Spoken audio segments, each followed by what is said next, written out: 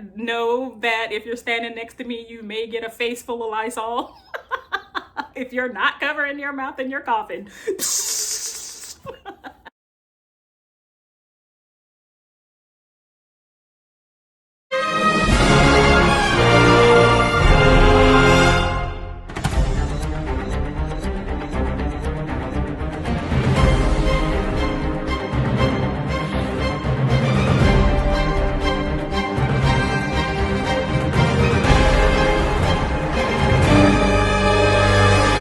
Hey, May with unBasic Black. The question was posed, 2022, will that be the end of the pandemic? Hello, friends. Angel with unBasic Black here, and today we are talking about the pandemic. Now, we have been surviving through this pandemic for the past 2 years. I don't think anybody expected the pandemic to last as long as it has. And as we start looking into 2022, a lot of people have questions as to whether or not we can see any light at the end of the tunnel for this thing being over. Not since Omicron has shown up. Nah, probably not. Severity of the pandemic, like the whole freak out, like happened in 2020, running out of toilet paper and all that kind of thing. That part I'm not sure about. I don't think so. I don't think people are going to freak out as much like they did before. They probably still have all that toilet paper in their bunker. So, no, I don't think that's going to happen. I think, particularly with Americans, just it, like the pandemic is treated like a fad, and then of course you got the anti-vaxxers who are like, you can't make me get a vaccine, and no, we can't. I mean, it gets super political. I think what will happen is that the pandemic, it will continue on as it is because we're still in the middle of it. People are still dying of COVID. After there was this big push for vaccination, etc., I know a lot of people thought, okay, our prayers have been answered, this thing's over, right? But in actuality, I think I think COVID is going to be with us for a while. Now, that does not mean that our quality of life will be diminished. I believe that we will see a lot more places getting back to a sense of normalcy, but I think we all can agree that we're kind of living in a new normal right now. As we get into 2022, like anything that people deal with, I think we get used to things and we kind of get complacent. And I've seen a lot of that. A lot of mask mandates are being lifted. A lot of people are going to different places which have reopened. Some people are following mask protocols. Some people are not. Some places don't even have mask protocols. I'm just going to say, it just trips me out how people are like, no, I'm not going to get something that could potentially save my life or that could save my life. Nope, not doing it, not doing it. You can't make me. No, we can't make you. But can you consider, if your life is not important, what about other people's lives? And just, I just don't understand it. And people, I've heard that that people who do get vaccinated are sheep. Like you guys just follow along what anybody says. Well, not what anybody says. I don't follow along with what you say. So, end of the pandemic, no. Partially because, and I think in large part because people are fighting taking care of themselves, or fighting getting vaccinated. They're just fighting it. They don't. And I understand your right to choose, which is interesting. Your right to choose, unless you see where I'm going with that, right? based on people's behavior now, I think that we will most likely be in this for the long haul. Um, anything will businesses shut down like they did before? I don't think so. More and more businesses are opening up. People are getting used to the new normal. Um, um, Places have relaxed their mask mandates a little bit. I mean, particularly when the restaurants are opening. I went to a restaurant yesterday and it said all our staff are vaccinated. I was like, woohoo! But I still went in with the mask on. I can't even remember if the people who were working there had their masks on or not. But I went in with the mask, and most businesses are still saying are still saying wear your masks when you come in. Even restaurants are wear it in when you come in, eat, then put your mask back on, and get out, kind of thing. Um, where I live, I'm trying to remember, but a large majority of the people that I see just out and about on a day-to-day basis are not wearing face masks. I wear mine everywhere I go, but I kind of did that before the pandemic.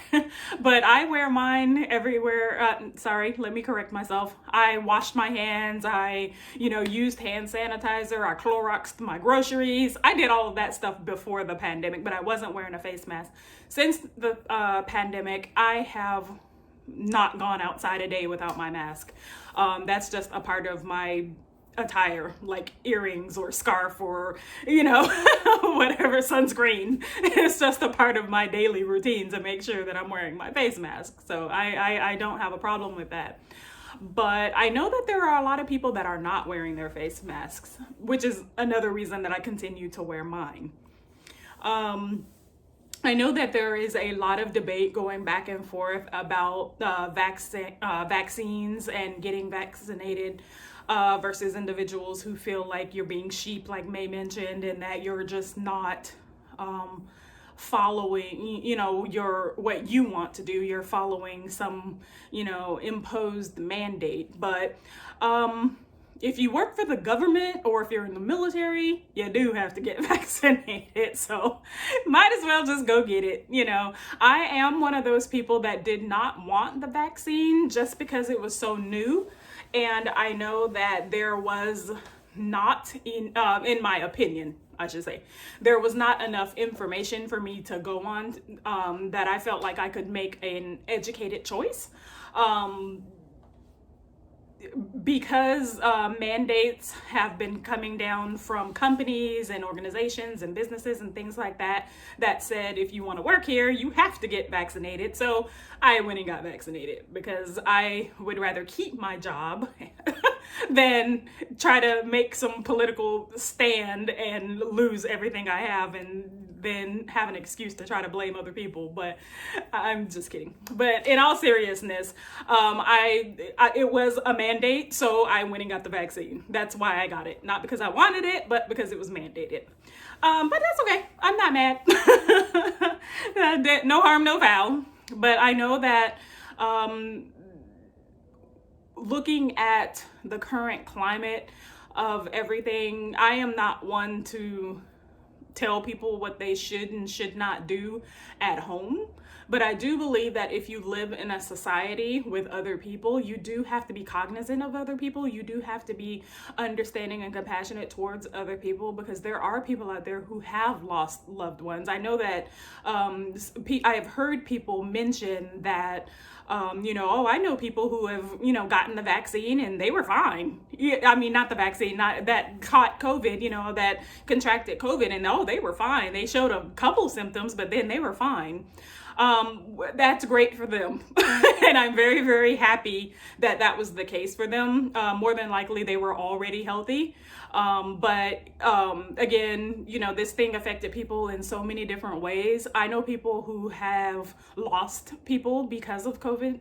So I don't want to take that lightly at all for those individuals who contracted COVID and recovered with no problem. That was a true blessing. There was a true blessing because that wasn't the outcome for some people, for a lot of people, over 600,000 people to be exact. So, I look forward to when this whole phase of you can't make me, I'm not going to do it, is over. I think about all the vaccines that have come before. And because I wasn't alive back then, and I don't know about the news coverage of the time back then. But I have heard that people did freak out, like when they found the polio vaccine, people freaked out, like, "No, you're putting poison in our children! Don't do it! Don't do it!" And then the polio is basically eradicated. Measles, mumps, rubella are MMRs, right? Measles, mumps, rubella. That, "No, you're killing our children!" And turns out that people who are not vaccinated are killing our children. Measles went on a rise in some states, particularly states where the parents refuse to vaccinate their children. They're giving it to other people's children. So, and the interesting, I'm bouncing a little bit. An interesting thought that I just had about COVID is that it's not a new virus. Um, but it's not like AIDS. Like before, if someone contracted HIV, it was like, "Oh man, no, no, not you. Why, Lord? Don't take me, but why, Lord? Why?" And then people have their theories all about that. But now I have, if a person contracts HIV, it's not the death sentence that it once was. There's treatment for it. So I think that pandemic in the sense that we know it now, maybe not like it won't be that kind of thing. It will be more like I was saying, it's going to be so a part of our society that, or our way of life, that it won't even matter. Some good stuff has come out of it. People are cleaner now. They're washing their hands more and more aware of germs. You ever watch shows from, like, now it has to be 2 years ago, and the things they did in these shows, and you're like, ew. And all you think about is the germs that they're spreading, which you didn't think about back then because it just wasn't something to think. It didn't matter. I think when you live in a society, you do have to be cognizant of other people. You do have to be conscious of other people and not be so selfish and only think of how it will affect you. Because it's one thing to say, I'm at home, I don't go outside, I don't interact with other people. So if I don't want to get the vaccine, or if I don't want to wear my face mask or wash my hands or follow any sense of hygiene, then I don't have to. Well, if you live in a bubble, then I guess not. But if you're in society and you're going to be around other people where you run the risk of infecting someone else or making someone else sick, it's your responsibility, it's your duty, if you live in a society, it's your duty, right? You have an obligation to want to protect each other, because what affects another person when it comes to an illness, it will eventually affect you as well, right? So I think it's very important that we just not be so selfish in our thinking, in that we live in a society. If you're going to go outside and be around other people, then you kind of got to follow the rules of society. If you're going to live in a bubble and live out in some, in a bunker in the woods, then maybe no, you don't have to get vaccinated. You don't have to follow any kind of protocols or anything like that. But if you want to live in society, then you kind of do have to follow society's rules. And that doesn't negate your individuality, because this isn't about individuality, right? Well, that's my thought. Those are my thoughts about how COVID is going to go in 2022. So I believe it'll still be around, and whatever letters are left in the Greek alphabet will probably have those too, because of people not wanting to get vaccinated. And I get it. I understand. Like, you want to preserve your rights, but you have the right to live too, is what we're getting at. At any rate, it is what those of us who are vaccinated are getting at. So, pandemic like 2020? Nah, I don't think so. But the virus will be with us for, I think it'll be with us for a very long time. And I would love to be wrong. Because we did a video in 2020 about what we thought was going on with COVID and how people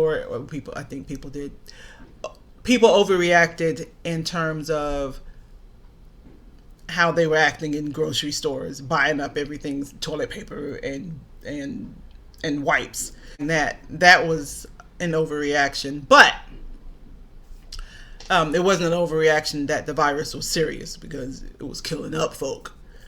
Millions of people are dead because of that. But I don't think it's going to get like that. As scientists are learning more and more about what it's doing and how it's attacking people, that kind of thing, they'll start rolling out better ways of dealing with it, to include apparently boosters. So we're going to see a lot more of that. They're going to see quite a bit more booster action going on in 2022 to make sure that those of us who choose to be vaccinated, our shots to be kept up to date. So in addition to all the other shots we got to get to make sure that our immune system is optimal. So that's my spill. But all in all, for 2022, I do believe that we are not out of the woods yet. I do believe that we are going to see, the different variants and things like that. But I do believe that people are working on it. I do believe that we'll see things go down a lot differently than we did last year at the beginning of the year, because we were all blindsided.